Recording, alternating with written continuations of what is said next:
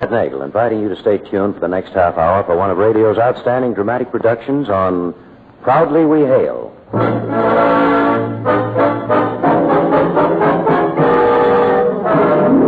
Proudly We Hail.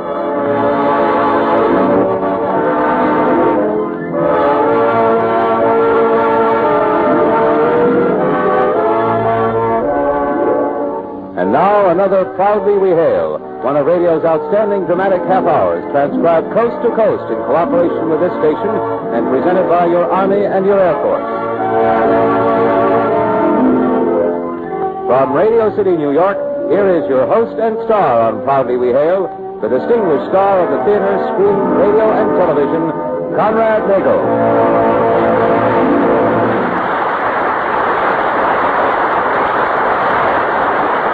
Thank you, Kenneth Banghart. Hello, everyone. Welcome again to Proudly We Hail. A story of men and airplanes, eh, Conrad? That's right, Ken, of men and airplanes. And a beautiful girl. It's a strange and a sinister story entitled In the Dead of Night. We'll be ready for the first act after this very important message. Here's a word to the young women of America. Have you heard about the excellent opportunities for advancement in the expanding Women's Army Corps? Enterprising young women who can qualify are urged to enlist now. Every day, more young women are finding out the details about job openings in the Women's Army Corps. So visit your nearest United States Army and United States Air Force recruiting station today. Have a talk with the recruiting sergeant. Get all the facts. They'll be glad to give them to you. Volunteer for the WAC today. And now, with your star, Conrad Nagel, in the role of Gilbert Tucker, your Army and your Air Force present the Proudly We Hail production, In the Dead of Night.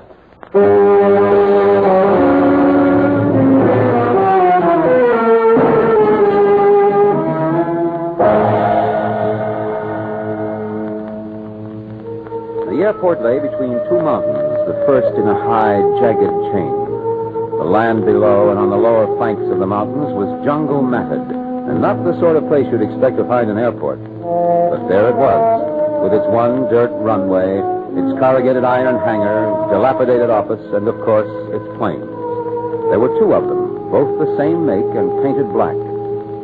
The airport was 7 miles over a rough dirt road to the nearest town, and it was late afternoon of a hot, sultry day that the man named Gilbert Tucker completed this journey on foot and limped his way with determination, cane in hand, to the office porch.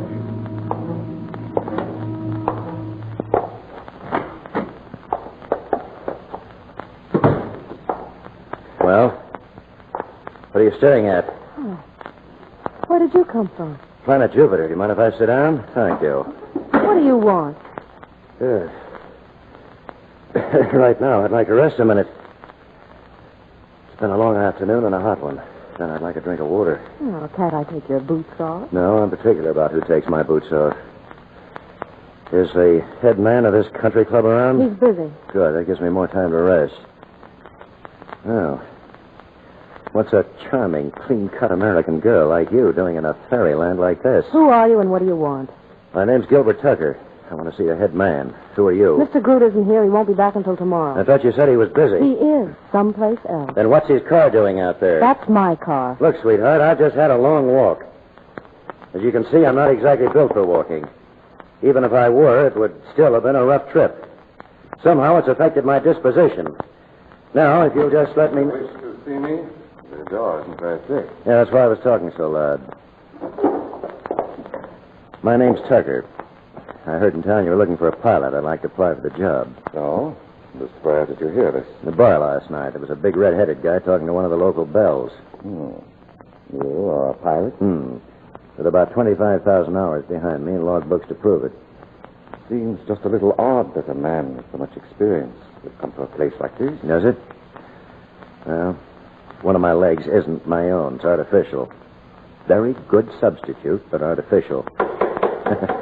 Such a mellow tone. You can fly with that? Well, the airline I've been on for 12 years didn't think so. Neither have a lot of others from here to about everywhere. It's not that this thing interferes with my ability to fly. It's just that it gets in the way of regulations. And regulations are very important. How did you acquire this leg? Crack up? A drunken idiot didn't bother with a stop signal. 16 years of flying and never a scratch. Have to get mine while driving a car. And this isn't airline flying here. Look, any kind of flying you can name, I've done. Don't worry, I know all about this operation. You do? Well, you don't think I'd walk all the way out here without finding out something about you. You fly equipment into the new mine up in the mountains. Would you mind telling me how you learned that? Well, seemed pretty common knowledge in town. You see, Sally, I told you it'd be impossible to keep it quiet. Red? Red, Jose, Carlos, who knows? Well, what difference does it make? I won't tell anybody. Do you know what kind of a mine it is? The rumor was gold. Then perhaps you can understand why we'd like it not to become common knowledge. Oh, you own the mine, too? I have an interest in it. Well, I don't. Flying's the only thing I'm interested in. How or where or what doesn't make much difference. And pay? I'll leave that up to you. It's very difficult flying. If you got somebody to check me out, I'll prove I can handle it. Well, it's true. I'm looking for a pilot.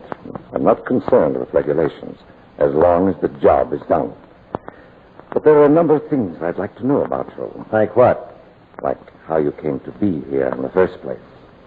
Suppose you step into my office.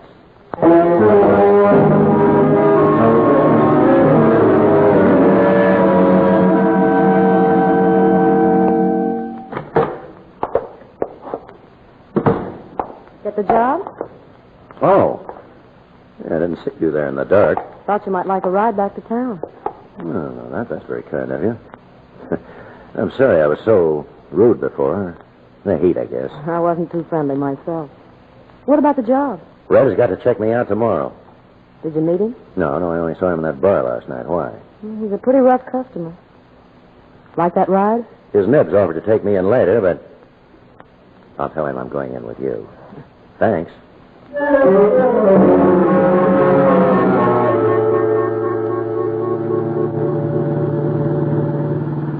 Better than walking? Anything's better than walking these days. Must have been pretty hard to take. Your accident, I mean. You might say it made a change in my life. But what about you? What brought you to this garden spot? Well, I like to travel and eat, and Mr. Groot ought to be a job. Groot. Hey, what is he? I don't quite figure him. What do you mean? He looks far too polished and far too smart to be sitting in the middle of the jungle operating a one-lung freight line. I think he also mentioned a gold mine. He said he had an interest. Well, that's right. He owns the mine. Oh. And he doesn't want anybody else horning in up in them Nar mountains, Well, that's the general idea. Well, greedy, I call it. You said you were only interested in flying. I'd stick to that.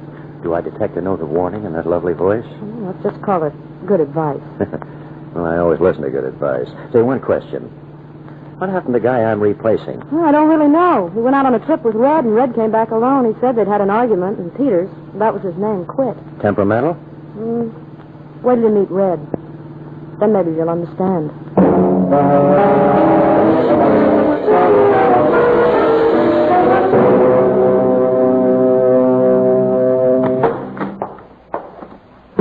You wanted to see me, boss?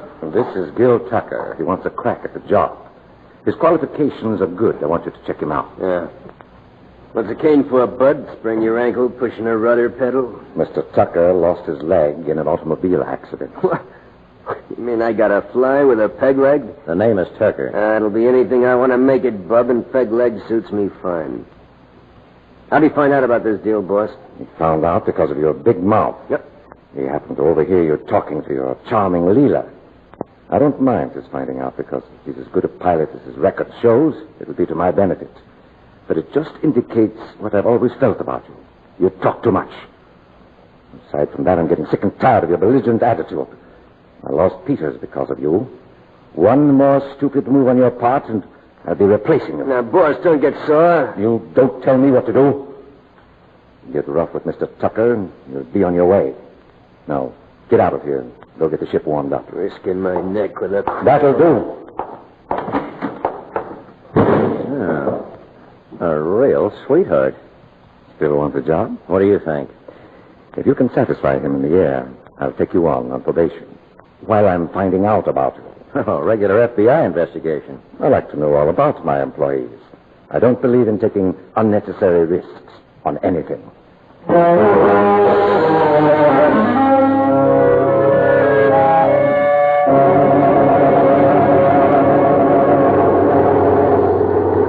You're a pilot, huh, peg leg? Well, hot enough to fly circles around you. That's so. Well, okay, you've got a forced landing on your hands. Now, wise guy, where are you going to put it? Just to make it sporting, let's not simulate it. Let's make it the real thing. Switch off. There. Now she's stone cold dead. Hey, are you nuts? There's no place to land down there. It's just jungle. You should have thought of that before you gave me a forced landing. You crack me up, and I'll really give you a forced landing. Take your hands off those controls. I'm flying this airplane. The only place to land's in the river. It's over there. I don't like getting my peg leg wet. Oh, where are you heading? Let me fly. I'll crack this thing up, sure, if you don't stop. What's the matter, Red? You nervous? Wait till I get you on the ground. You're not careful. I won't come down at all. You can't land on the side of that mountain. Why not? Private property? But there's no place to land. You don't have very good vision, Red. Your nerves aren't so good either. Hey, no, you can't make it. Have confidence, Red. Easy there. A lovely flying machine. Hold tight now. This won't hurt much.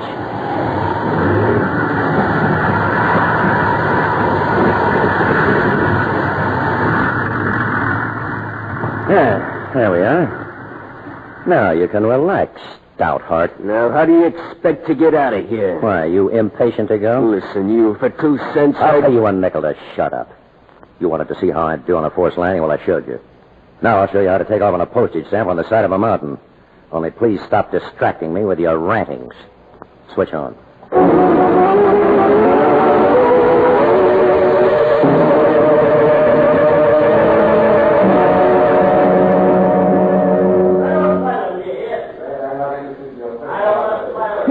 He certainly must have upset him.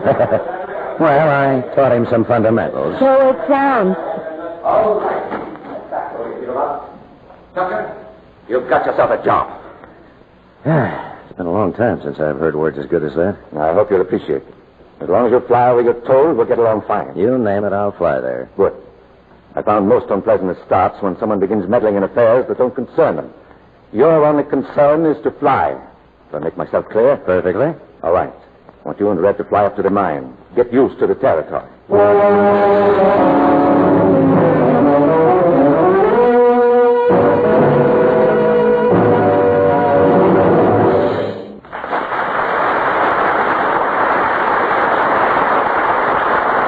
Conrad Nago, starring in the role of Gilbert Tucker in the Proudly We Hail production In the Dead of Night, will return in just a moment for the second act. Any woman who knows the great things women have done in our nation's history knows that the Women's Army Corps' work deserves a high place on the list. It's a great corps, and proud of an already fine record. The women of the WAC, Women's Army Corps, are again serving alongside the men of the United States Army, doing interesting jobs, challenging jobs, work of vital importance in the support of your Army's combat soldiers. They're busy in technical fields, secretarial posts, in supply, in the most interesting places in the world. If you are a young woman between 18 and 34 and qualify, you can find a career of deeply satisfying service in the Women's Army Corps. Because your United States Army and the Women's Army Corps are growing rapidly today, your chances for advancement are better than ever. Visit your nearest United States Army and United States Air Force recruiting station. Learn all the facts today.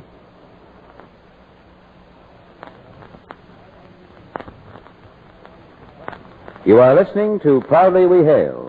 And now, with your star, Conrad Nagel, in the role of Gilbert Tucker, we present the second act of In the Dead of Night.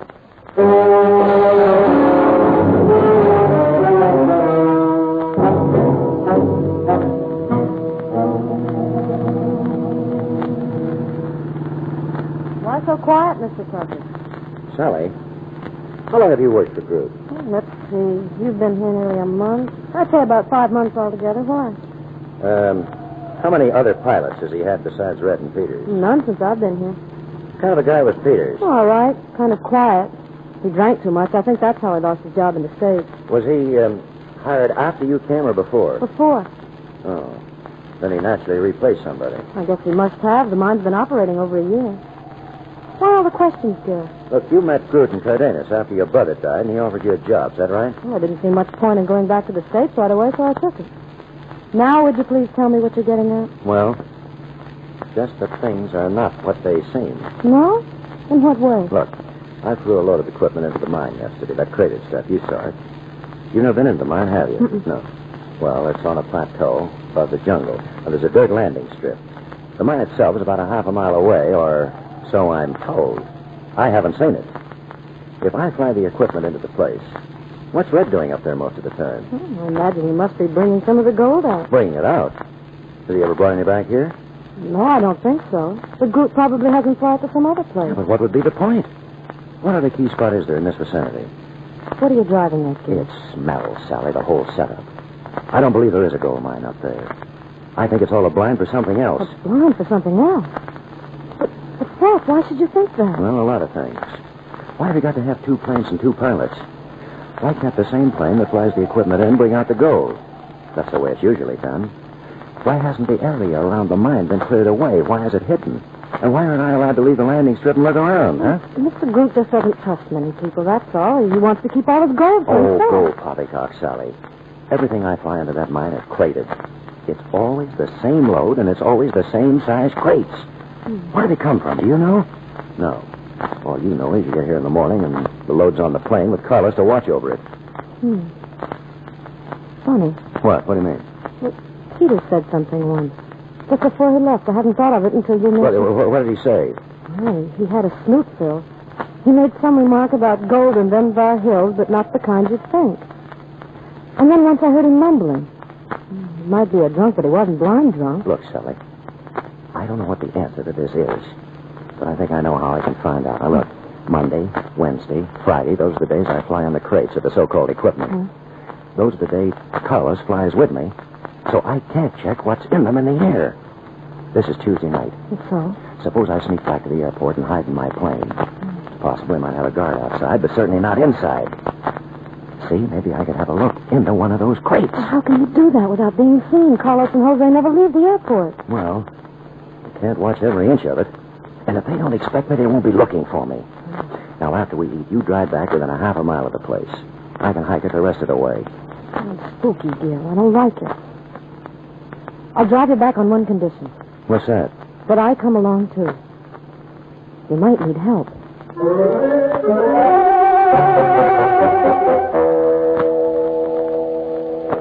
What a way to spend the night. Suppose they don't bring the crates till daylight. Yeah, I'm sorry there's no cramp, Sally. I know it's not very comfortable on the floor of the cockpit. Oh, I shouldn't have let you come. You know, in a way, I hope that... Listen. What's coming? He's not using any light. Look, there's Carlos coming out of the cabin. Jose's right behind him. I'm getting scared. Yeah, but don't let out a peep. He's going to back right up to the plane. Hey, since when have you got to load mining equipment in the dead of the night, huh?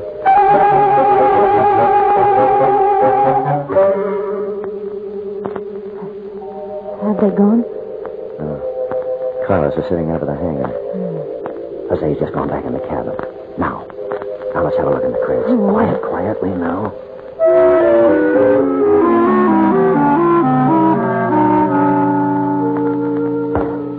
You can't pry one of these open without making an awful racket. Yeah, so I see. Look, Sally. What do you suppose these holes are for? I don't know, but look, there's a stamp here on the side. The name of the firm that makes the equipment, maybe? Oh, that could be a fake. Well, how are you going to find out without waking the dead? I don't know. Well, let's see how solid this stuff is. It doesn't seem to be very... Sally. Did you do that? Do what? Watch.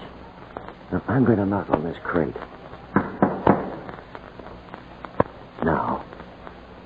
Now listen. It came from inside. Yeah, that's right. Now you know what the holes are for. Air.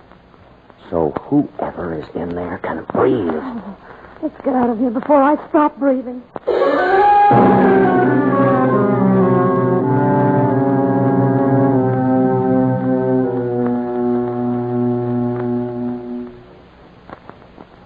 Now walk as quietly as you can. We'll head across the field and get the road down below. What does it mean? I'm not sure, but I think I know. Shh. Now don't talk. How's your leg? I said don't talk. Carlos has ears like a cat. Ooh, look out. Kill! Go on, Sally. Run. Get out of here. Go on, beat it. No good for both of us to get caught and get help.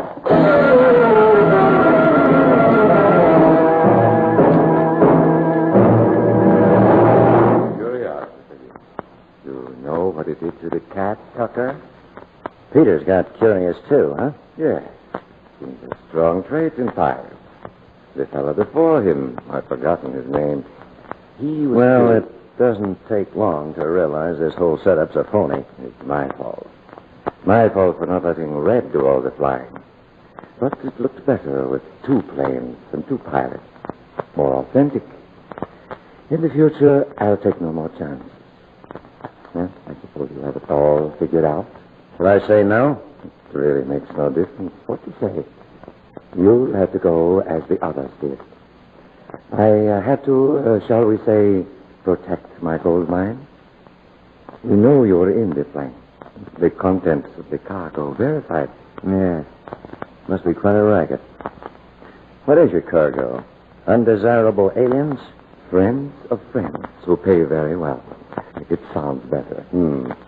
I fly them into the so-called mine, and Red takes them across the border at night. Is that it? That is accurate enough.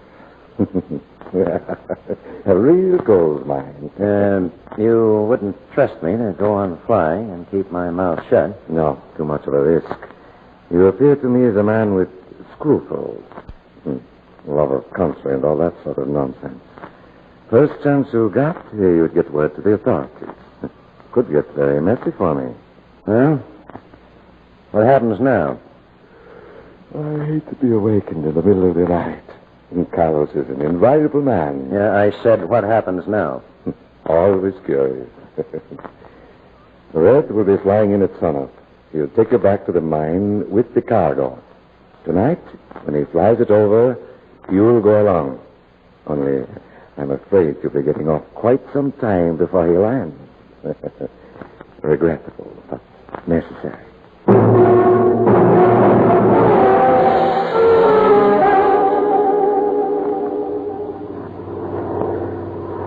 How's it feel to be taking your last flight, Gimpy? Nice night. Yeah, nice night for a walk about 10,000 feet down into the mountains. You stupid sap. What's the matter? The rope's hurt? Don't worry, it won't be long now. You got a field on the other side of the border? Nah, I'm going to land on the side of the cloud. Got to feel it right out of this world. What's it to you? Got a cigarette? I got lots of them. But why waste one on you? I'll put this baby on the automatic pilot and see you to the door. Anything I can do to make you change your mind? Not a thing, Buster. You've had it. Diego, he squealed like a pig. Peter's blubbered like a baby. What are you going to do? Let's go. Up on your feet, Gimpy. No, I won't make it easy for you. Oh, you want to kick, huh? With a tin leg? How's that feel? I don't mind dragging you. Suits me fine. There we are. Pardon me while I get this door open. Nice night for a long drop. All set? Get your hands up. What the? I'll shoot if you move. There you are. Ow! Look out, Sonny. What happened? What happened? I kicked him. He went out the door. Oh, Oh, Sally. Sally, now I know what an angel looks like. I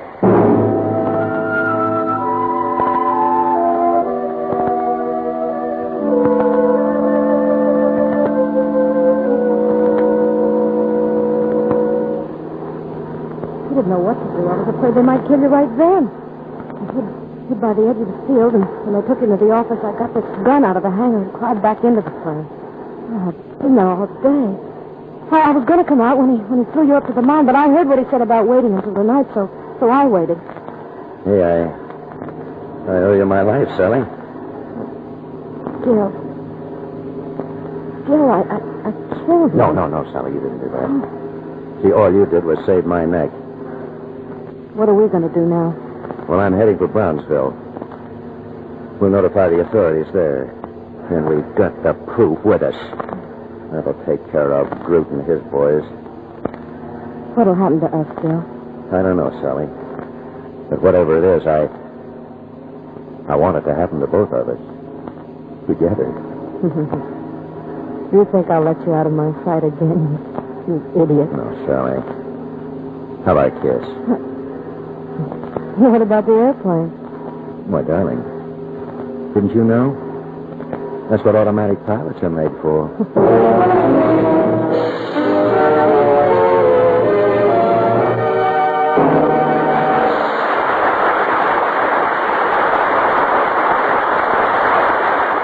Our star, Conrad Nagel, will return in just a moment with a word about next week's show. Here's an urgent message to all registered nurses. This is a chance for you to be of vital service to your country and to yourself. The Army Nurse Corps has opportunities for you. You'll become a commissioned officer with good pay and allowances with excellent chances to further your career. You'll have the benefit of working with the finest medical equipment in the world.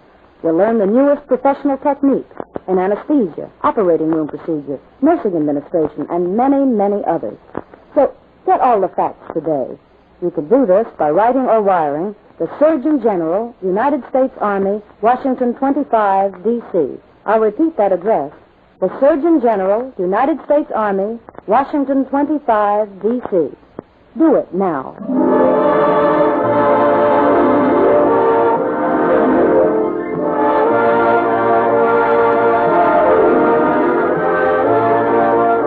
This has been another program on Proudly We Hail, presented transcribed in cooperation with this station by the United States Army and the United States Air Force Recruiting Service. Proudly We Hail stars Conrad Nagel. In the Dead of Night was written by DeWitt Kopp. This program was produced under the supervision of Charles and Rogers Productions and directed by Charles Wilkes. This is Kenneth Banghart speaking, and here again is your host and star, Conrad Nagel. Well, friends, we hope you'll be with us again over the same station for Proudly We Hail next week. We'll bring you a story entitled Terror at Polgar, a tale of terror and frightened people. It's a story you won't soon forget. So until then, goodbye.